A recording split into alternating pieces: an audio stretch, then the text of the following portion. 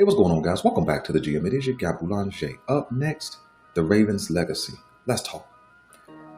As we all know, the Baltimore Ravens take on the Buffalo Bills tomorrow night at 6:30. And the question that I want to pose to you guys is this game just a game? Or could this game, win or lose, define this era, this version of the Baltimore Ravens? You see, I think it's more than just a divisional win or loss.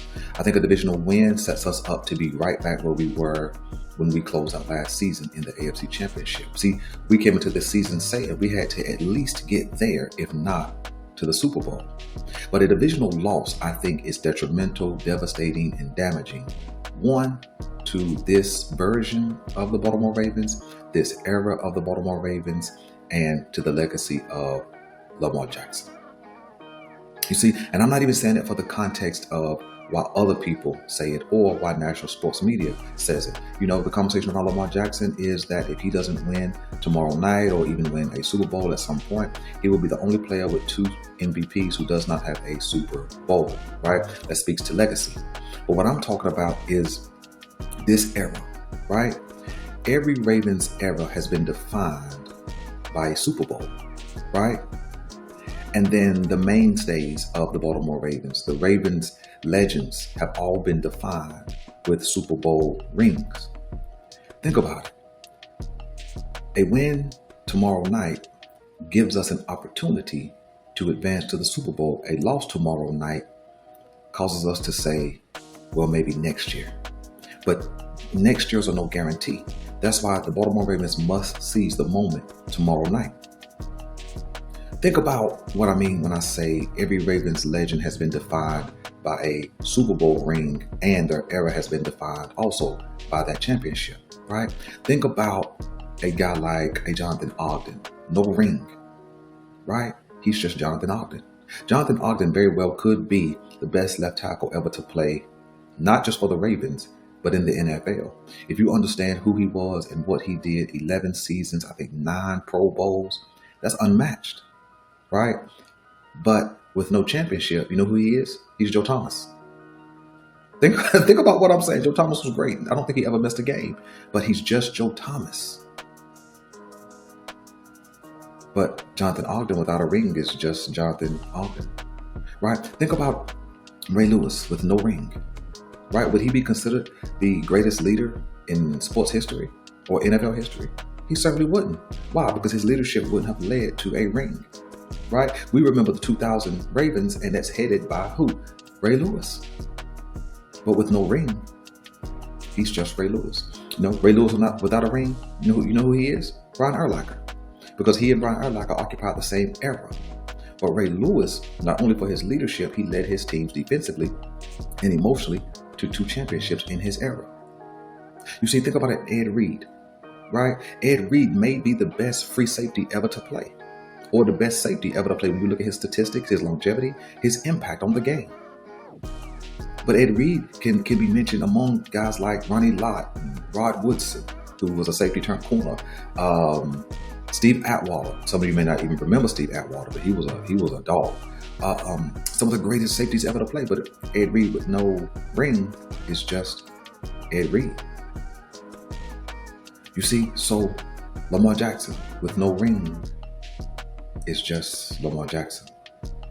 Derrick Henry with no ring is just Derrick Henry. You see, what I'm saying is this.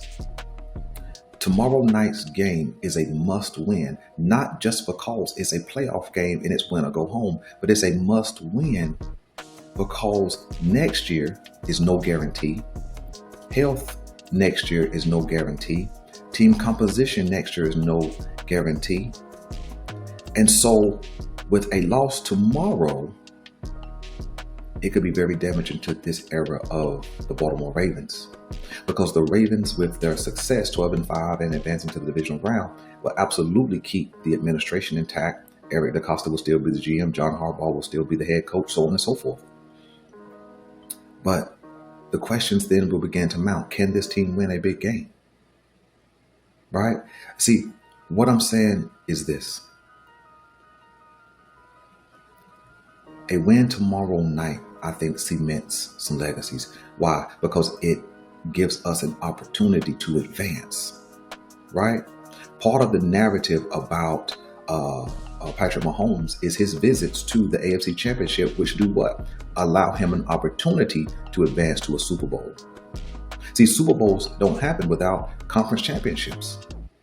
And if we don't get to a conference championship, then we eliminate our opportunities to get to the Super Bowl. This is a legacy-defining, era-defining game tomorrow night. It's not just because it's the Buffalo Bills, not just because it's Lamar Jackson versus Buffalo and Josh Allen versus Baltimore, because it's not really Lamar versus Josh Allen. It's not really like that. They're never going to be on the field at the same time other than the coin toss. You see, and when you go out and bring in a guy like a Derrick Henry, right? A legend like a Derrick Henry, a Hall of Famer like a Derrick Henry, it begins to minimize any type of excuses that the Baltimore Ravens can have other than performance-based to win or lose this game. These two teams are evenly matched. All year long, you've heard, oh, Baltimore's playing with a better roster. And Josh Allen is just making it work with some scraps. That's not been true at all. That's not been true at all. Why are they evenly matched? Well, let me explain it this way. The Baltimore Ravens have Lamar Jackson, two-time MVP. Okay, we get that. But when you look at the skill set of Lamar and the skill set of Josh Allen, they're very, very similar. Their mobility, their ability to extend plays, their ability to run with the ball, their ability to make throws. The only difference is Josh Allen is bigger and he has a stronger arm. That's the only differences. And then, you know, the advantage that Lamar Jackson will have, he's more elusive and faster. Okay, when you look at the weapons, okay, the Baltimore Ravens have two good tight ends. At this point, neither one are Hall of Famers. Let's just tell the truth. They have two good tight ends, neither one are Hall of Famers. Buffalo has what? Two good tight ends, neither one right now are Hall of Famers. When you look at the wide receiving corps going into this game, the Buffalo Bills may have the better wide receiving corps. You have Amari Cooper, you have Shakir, and you have a big body guy like Keon Coleman. All right, when you look at the Baltimore Ravens, you have Rashad Bateman and some dudes. Right? I mean, think about what I'm saying. When you look at the backfield, okay, we have the advantage in the backfield, but James Cook is no slouch. He's no slouch. He led the league in rushing touchdowns. And then Buffalo has statistically, and well, you know, according to grading rather, they have one of the best offensive lines in the entire league. So when you talk about offense versus offense, they're very evenly matched. When you look at defense, okay? Yeah, they made a lot of noise about Pro Bowlers that we have on defense or total Pro Bowlers on the team. But some of the Baltimore Ravens guys should not have made Pro Bowl. Medibike should not have made a Pro Bowl this year. He shouldn't have. The only two guys on defense that should have made Pro Bowls should have been Marlon Humphrey and Kyle Hamilton. Roquan Smith did not have a Pro Bowl year. But when you look at Tyron Johnson is a former Pro Bowler. There's somebody else on that defense that's a Pro Bowler as well. So what I'm saying is Matt Milano, linebacker, Pro Bowler. Or former Pro Bowler. So what I'm saying is, even when you look on the defense side of the ball, they're evenly matched. So this narrative that's been spun about, you know, who has the advantages is a false narrative. It's a false narrative. But no matter what the narrative is, the Baltimore Ravens have to come out of tomorrow night's game with a victory. It cannot be a bunch of fumbling, a bunch of interceptions, a bunch of drops. It cannot be that way tomorrow. But this may change the course of this team forever. You see, if we got to the AFC Championship and just with a few adjustment of plays, a few plays made, we win that game. We can't go from that being on the fringes of potentially winning versus not even getting back there to a team that we dominated 15 weeks ago or something like that. That can't be what happens this year, because I'm not sure if this team's psyche can handle it. So let's talk about a few X factors as we get ready to close out. Let me give you some offensive X factors for the Baltimore Ravens, and I'm going to give you some defensive X factors for the Baltimore Ravens. I think that there are 3 X factors. So let me define X factor and how I think about it. An X factor is not the name brand guy, right? It's not the guy you're going to absolutely know by the name on the back of the jersey. Like you say Derrick Henry, you know him. Lamar Jackson, you know him. Mark Andrews, you know him. The X factor is the player who typically goes under the radar, but he has a great impact. I think one of the first X factors offensively is going to be Isaiah Likely. Now, he's a name brand in Baltimore Ravens, and many people know him because other GMs want to get their hands on him. But when you think about the tight end room, you think Mark Andrews first. So I think Isaiah Likely is going to be an X factor tomorrow. He has to make plays. He has to have at least 4 to 5 catches, 45 to 60 yards, because he's that guy who absolutely can step into more of a number 2 wide receiver type role. Not that he's going to play the receiver position, but his impact can be that way. Of course, Bateman is the one, and then Isaiah Likely can have a number 2 wide receiver impact. And then Mark Andrews, of course, can just do his tight end role. So I think Isaiah Likely is a guy that we need to see perform and perform well on tomorrow night. All right. The number 2 X factor is the other back coming out of the backfield, Justice Hill. Justice Hill is absolutely, he and Lamar Jackson were the biggest impacts in that game all the way back in September, I guess it would have been, or maybe early October. Yeah, I know Derrick Henry ran for almost 200 yards, but when you go back and put on the tape, like I showed you in the video previous to this one, Justice Hill had a lot of splash plays. He had splash plays in the run, and he also dominated back out of the backfield, screen passes, things of that nature. And I think that he could have the same kind of impact tomorrow night, right? I think that the Buffalo Bills absolutely are going to be focused on Derrick Henry, and I think Justice Hill can sneak in and go unnoticed. I would love to see the Baltimore Ravens show some backfield with Derrick Henry and Justice Hill in the backfield at the same time. That gives multiple options of what they can do on offense. But nevertheless, so I think it's Isaiah Likely, Justice Hill, and then I think the third guy, right, is Daniel Falele. You see, Daniel Falele is the biggest offensive lineman in the entire league, no matter of the position. And he got a lot of flack earlier in the season, but he's settled into that guard position.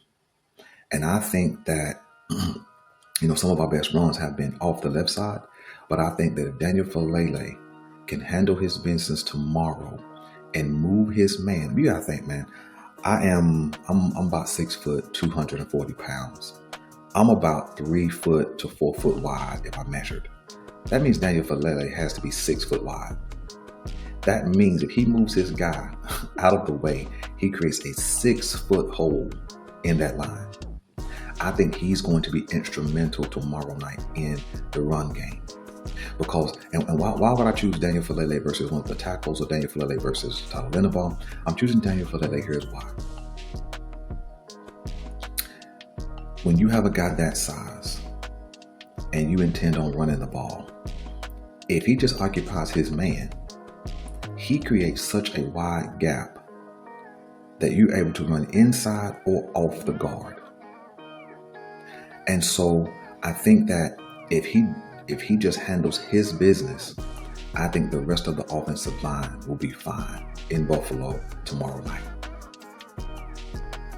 This is a big game for the entire offensive line, but I think it's an even bigger game for Daniel Falele.